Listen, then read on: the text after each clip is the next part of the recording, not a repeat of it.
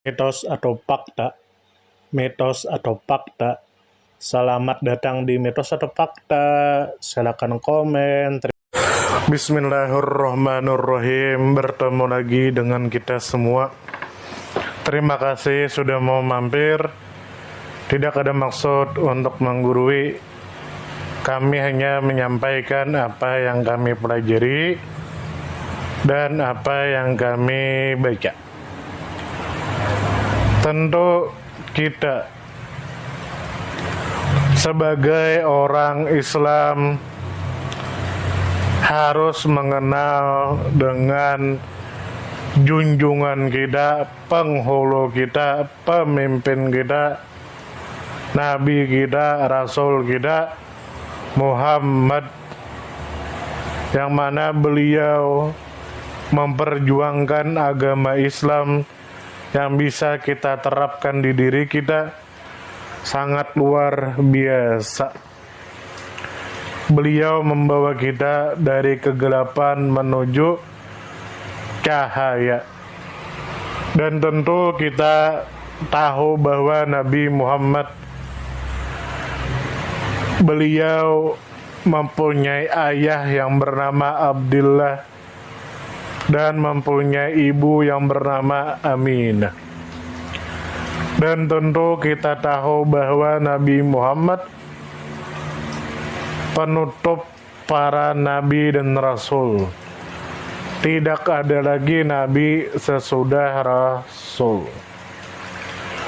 Tapi tentu kita tahu bahwa dari yang kita pelajari, sebelum hari kiamat tiba itu akan bermunculan nabi-nabi palsu, bermunculan orang-orang yang mengaku sebagai nabi. Dan kita menemuinya di Indonesia. Banyak dulu yang mengaku sebagai nabi. Tentu kita tahu bahwa Nabi Muhammad dilahirkan di Mekah pada hari Senin tanggal 12 Rabiul Awal. Sekalipun ulama berbeda pendapat, ada yang mengatakan tanggal 9, ada yang mengatakan tanggal 12. Dan tentu kita tahu bahwa Abdullah atau sang ayah meninggal dunia sebelum Nabi Muhammad dilahirkan dan dikuburkan di Madinah. Lalu setelah beliau lahir, maka Sayyidah Aminah lah yang mengasuh beliau.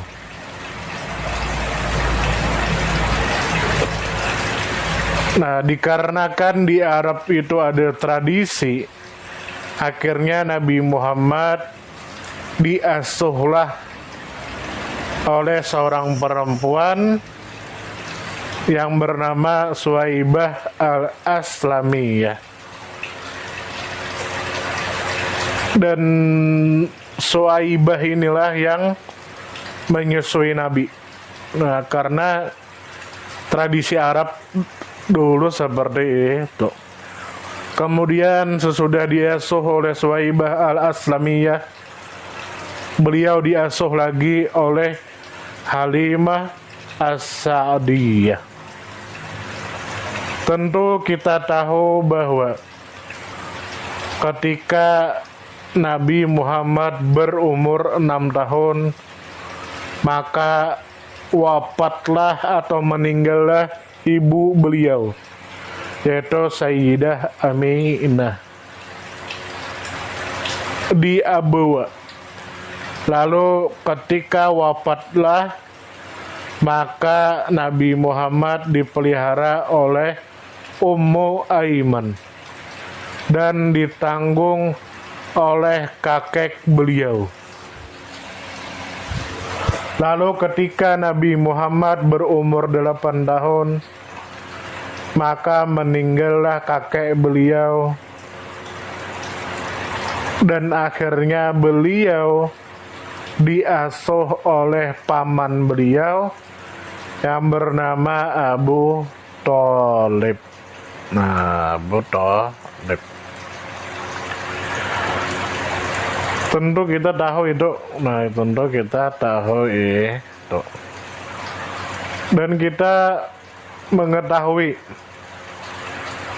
bahwa ketika Nabi Muhammad berumur 9 tahun, beliau menemani paman beliau untuk berdagang ke negeri Syam.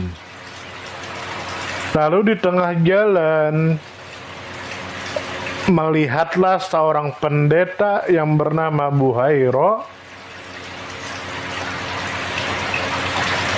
dan tidak tahu kenapa pendeta itu langsung mengenal dengan Nabi Muhammad, padahal baru pertama kali bertemu.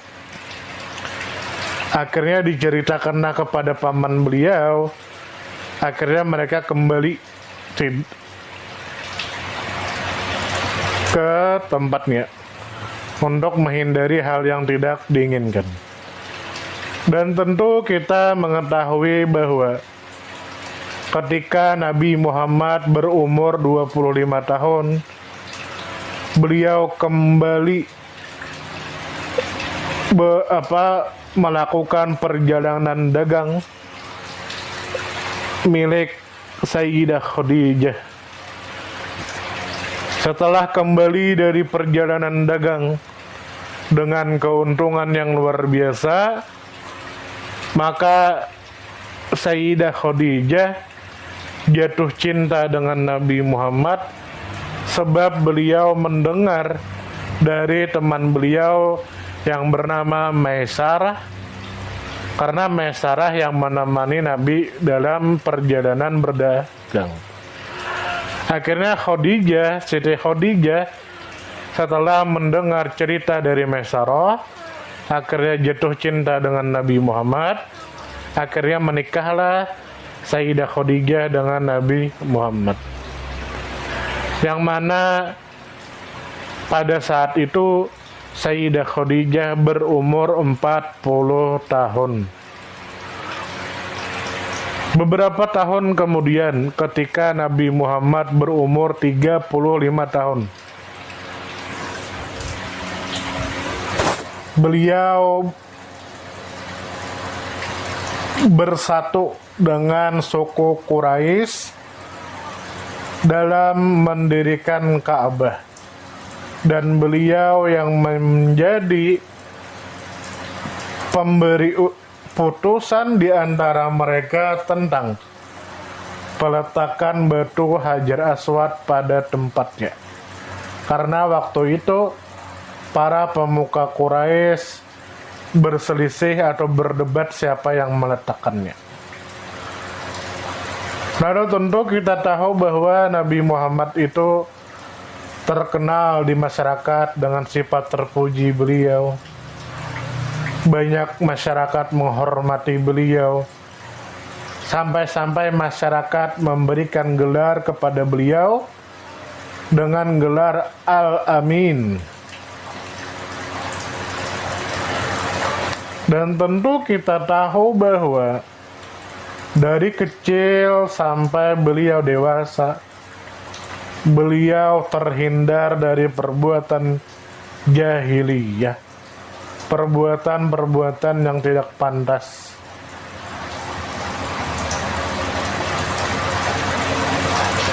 Lalu ketika sudah beranjak tua sekitar umur 40 tahun, beliau suka menjalankan ibadah di Gua Hira untuk menjalankan ajaran Nabi Ibrahim pada saat ini. Nah, sampai sini. Lalu tentu kita tahu bahwa ketika Nabi berumur 40 tahun, beliau diangkat menjadi Nabi, yang mana malaikat Jibril menemui beliau ketika Nabi beribadah di Gua Hira.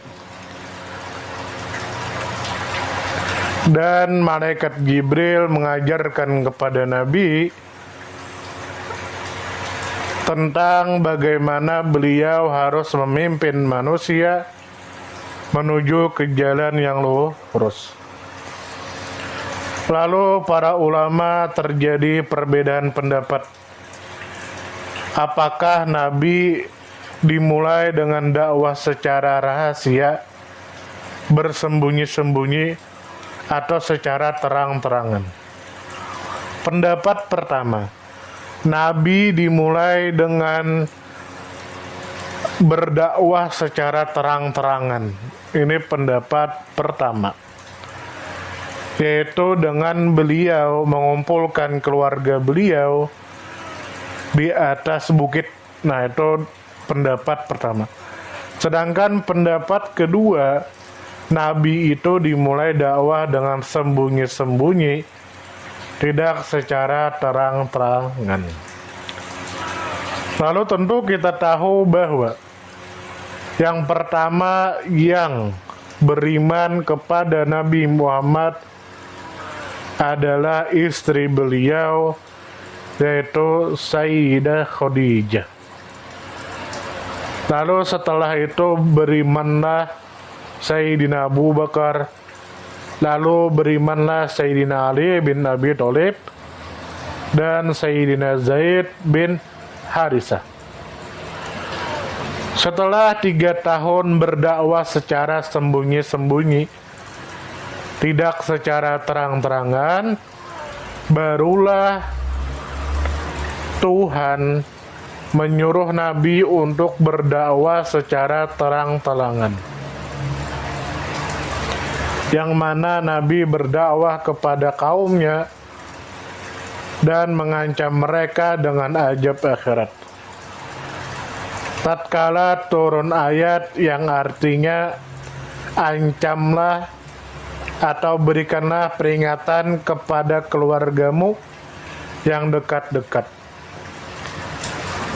Lalu Nabi mengumpulkan keluarga beliau dan menyampaikan kepada mereka tentang agama Islam, tetapi paman beliau, yaitu Abu Lahab, menolak dengan cara yang tidak elok, dengan cara yang tidak baik. Lalu tentu kita tahu bahwa kebiasaan orang Arab dulu sebelum Islam datang itu mereka menyembah para patung. Tidak semua ya, tidak semua, tapi kebanyakan menyembah para patung,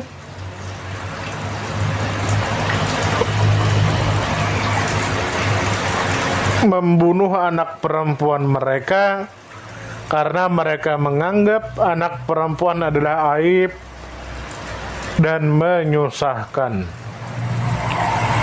Karena mereka berbangga jika anaknya adalah laki-laki. Lalu dikarenakan Nabi Muhammad mengajak mereka untuk tidak menyembah patung lagi, tapi hanya menyembah kepada Allah yang Maha Esa, dan mengajak mereka untuk meninggalkan perbuatan-perbuatan yang tidak baik, maka mereka yang diajak menjadi marah kepada Nabi Muhammad. Nah, termasuk paman beliau tadi. Nah, lalu yang awalnya para masyarakat hormat kepada Nabi Muhammad dengan memberikan gelar Al-Amin, akhirnya banyak dari mereka marah kepada Nabi dan mengatakan Nabi itu sebagai pendusta. Lalu setelah Nabi berdakwah untuk mengajak kepada Islam, akhirnya para masyarakat marah dan menemui paman Nabi sebanyak 3 kali. Tapi paman Nabi tetap melindungi Nabi Muhammad.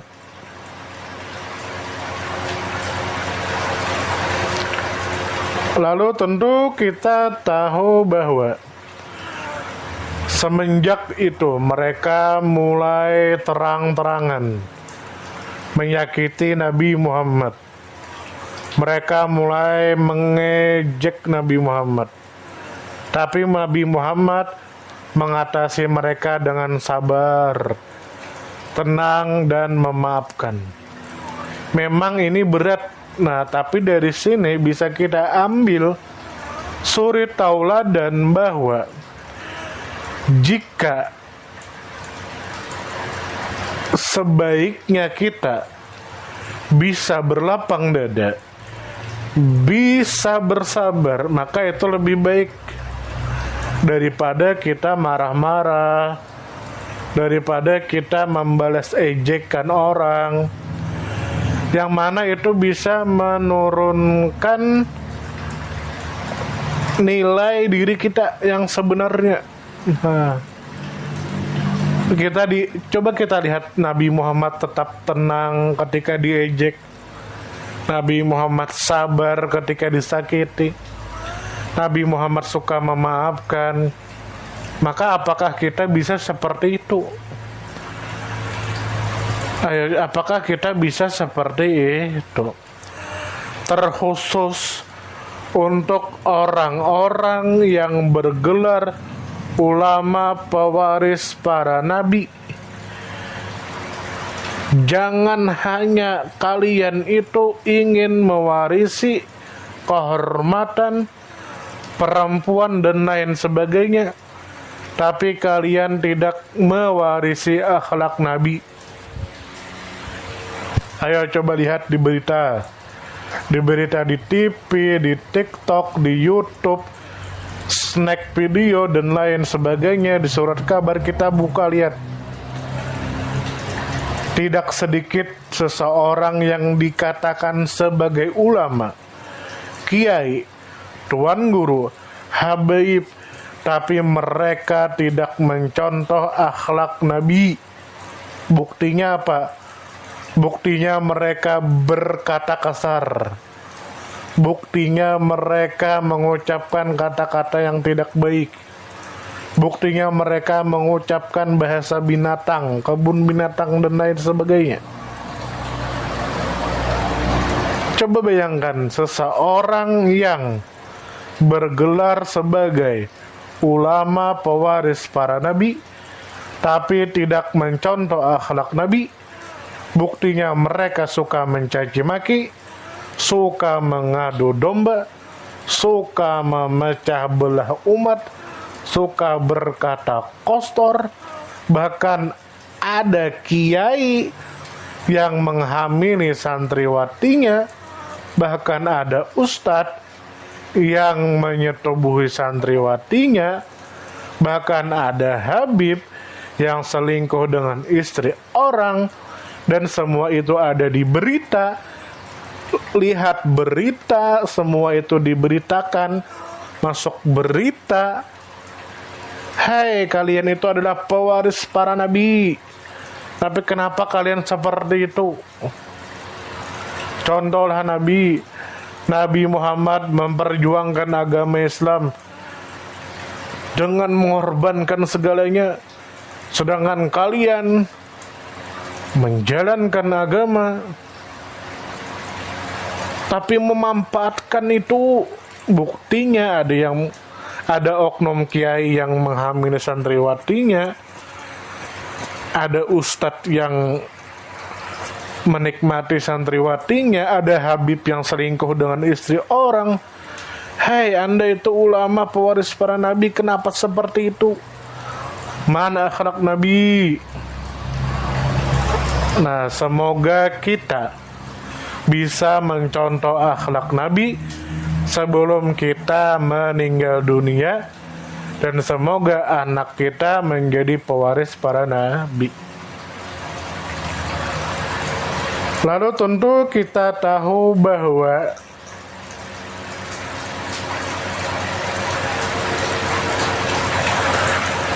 dimulailah hijrah dalam Islam. Yang pertama adalah Nabi memerintahkan kepada beberapa orang sahabat untuk berhijrah ke Habasyah. Maka berhijrahlah 10 orang laki-laki dan 5 orang perempuan. Dan mereka kembali sesudah 3 bulan. Nah, lalu pada saat itu ada Sayyidina Hamzah paman Nabi dan Sayyidina Umar bin Khattab masuk Islam. Lalu tentu kita tahu bahwa pada tahun yang ke-7 dari kenabian, masyarakat Quraisy mengepung Nabi dan keluarga Nabi. Masyarakat Quraisy mengambil persetujuan untuk memutuskan hubungan kepada Nabi dan keluarga Nabi. Sampai keluarga Nabi menyerahkan Nabi kepada para masyarakat untuk dihabisi. Lalu mereka menulis sepucuk surat dan mereka menggantungkannya di Ka'bah. Lalu sesudah Nabi masuk ke masa pengepungan, beliau memerintahkan kepada sahabat beliau untuk berhijrah ke Habasyah. Maka berhijrahlah 33 orang laki-laki dan beberapa orang perempuan. Nah, itu ada perempuannya, tapi saya lupa berapa jumlahnya. Lalu di tahun 10 kenabian, bangkitlah beberapa jagoan masyarakat suku Quraisy untuk menghancurkan atau mengoyak atau menyobek surat yang digantung di Ka'bah itu. Lalu surat itu dirobek, dihancurkan, maka keluarlah Nabi bersama para umat Islam dari pengepungan itu. Sesudah mereka tinggal selama 3 tahun namanya dalam Syi'ib itu. Tidak masuk makanan kepada Nabi dan keluarganya, melainkan dengan cara sembunyi-sembunyi. Nah, jadi selama Nabi dikepung, itu makanan tidak boleh masuk dan kebutuhan lainnya tidak boleh masuk, kecuali dengan cara sembunyi-sembunyi. Lalu pada tahun itu datanglah para utusan Nasara Najran kepada Nabi dan mereka masuk Islam. Dan pada tahun itu juga meninggallah istri beliau, yaitu Siti Sayyidah Khadijah, dan wafatlah paman Nabi yaitu Abu Thalib. Maka tahun itu dinamakan sebagai tahun kesedihan, karena Nabi kehilangan 2 orang yang sangat beliau cintai, yaitu Sayyidah Khadijah dan Sayyidina Abu Thalib. Lalu sesudah itu Nabi menikah dengan Saudah, lalu menikah lagi dengan Aisyah.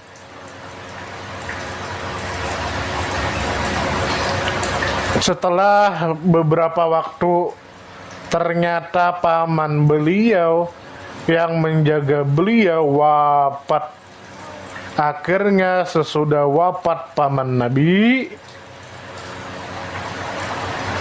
bertambahlah siksaan atau gangguan orang Quraisy kepada Nabi.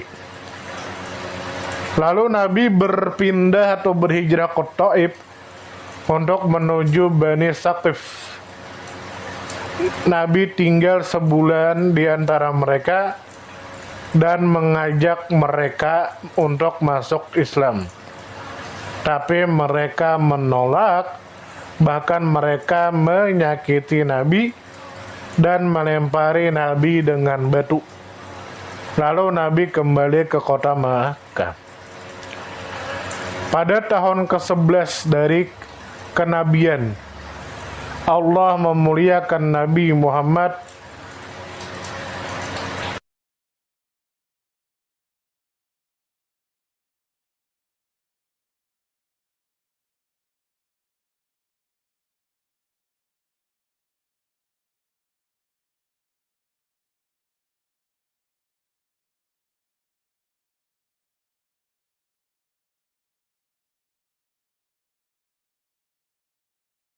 enam orang dari bangsa Arab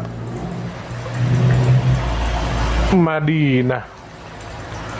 Berarti Nabi di tahun ke-11 dari kenabian, beliau berdakwah ke kabilah-kabilah Arab. Maka masuklah ke Islam 6 orang dari bangsa Arab Madinah. Lalu di tahun ke-12 kepada kenabian, datanglah kepada Nabi 12 orang laki-laki dari Madinah. Lalu mereka beriman kepada Nabi dan kembali ke kota Madinah. Lalu tersebarlah ajaran Islam di Madinah. Lalu pada tahun ke-13 dari kenabian, datanglah 73 orang laki-laki dan 2 orang perempuan dari Madinah menghadap Nabi. Lalu mereka beriman kepada Nabi dan kembali ke Madinah. Maka bertambahlah ajaran agama Islam di Madinah. Di tahun ini juga Nabi menyuruh para sahabat untuk berpindah ke Madinah.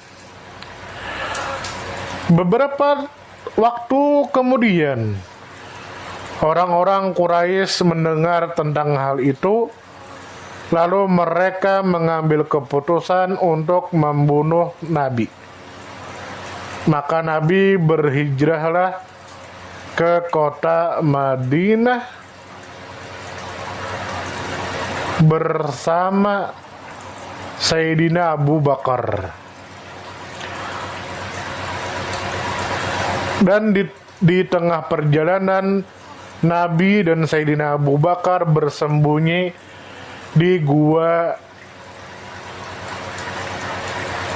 selama 3 malam. Pada hari yang ketiga mereka berjalan sehingga sampai di Kuba.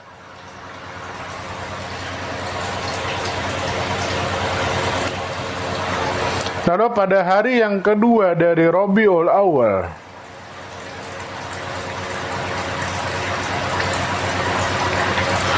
beliau sampai di Kuba. Nabi bermalam di Kuba selama 22 malam. Lalu Nabi mendirikan masjid di Kuba. Kemudian Nabi berpindah ke Madinah. Dan di perjalanan Nabi melakukan sholat Jumat. Lalu beliau sholat Jumat. Inilah pertama kali sholat Jumat dan dilakukan. Dan khutbah Nabi yang pertama dalam sholat Jumat dalam Islam. Lalu tatkala Nabi sampai ke Madinah, keluarlah orang-orang menemui beliau dengan gembira atas kedatangan Nabi Muhammad di Madinah. Maka Nabi singgah di rumah Abi Ayyub Al-Ansari. Sesudah menetap di sana, Nabi mengutus orang mencari keluarga beliau yang masih tertinggal di Mekah. Lalu mereka ini datang bersama Abdullah, anak laki-lakinya Abu Bakar,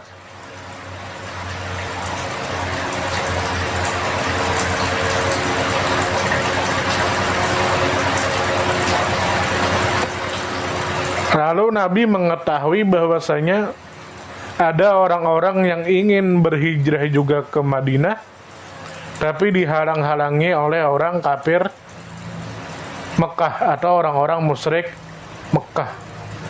Lalu Nabi mendoakan kepada mereka di dalam sholat.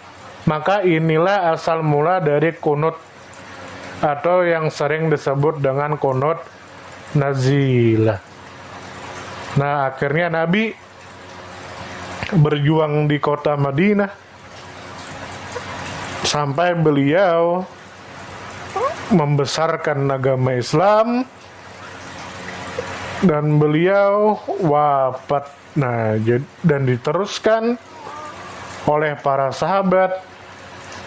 Pemimpin pertama yaitu Sayyidina Abu Bakar, pemimpin kedua yaitu Sayyidina Umar, pemimpin ketiga yaitu Sayyidina Utsman, lalu pemimpin keempat adalah Sayyidina Ali.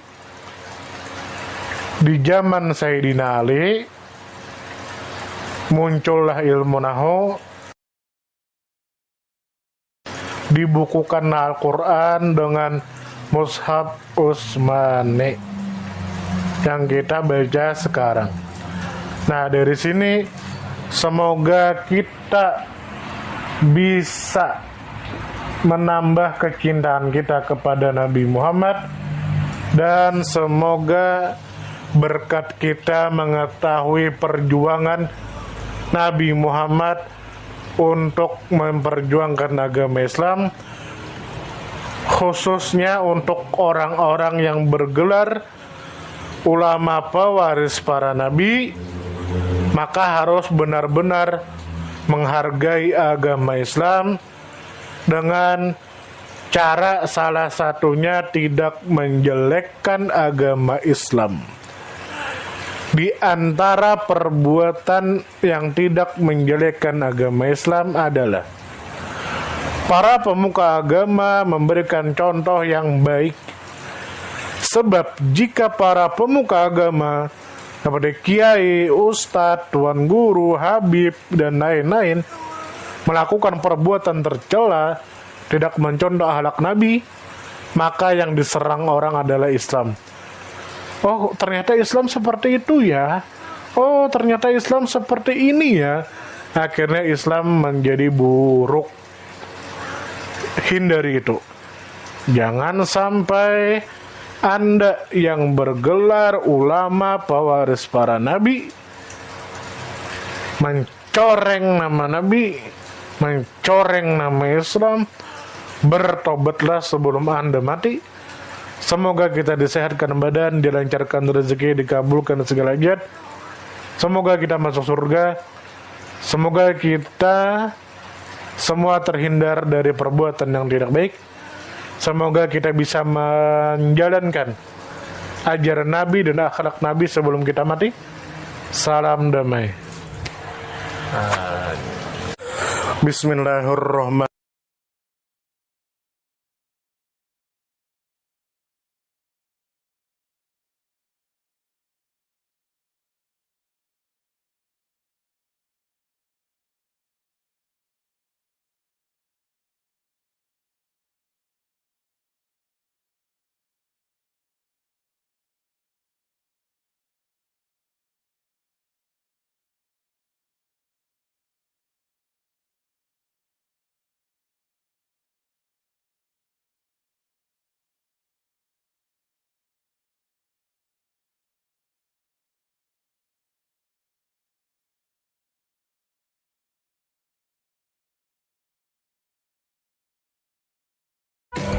Terima kasih banyak.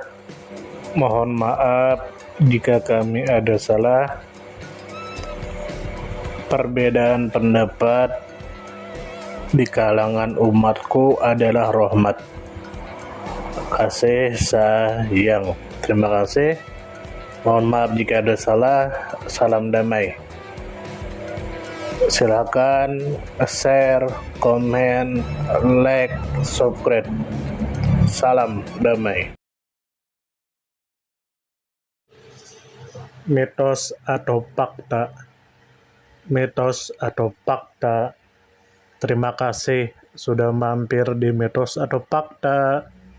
Silakan komen, share, like, subscribe, bertemanlah dengan kami. Semoga kita semua disehatkan badan, dilancarkan rezeki, dikabulkan segala hajat. Semoga kita baik-baik saja, semoga kita sukses selalu. Salam damai.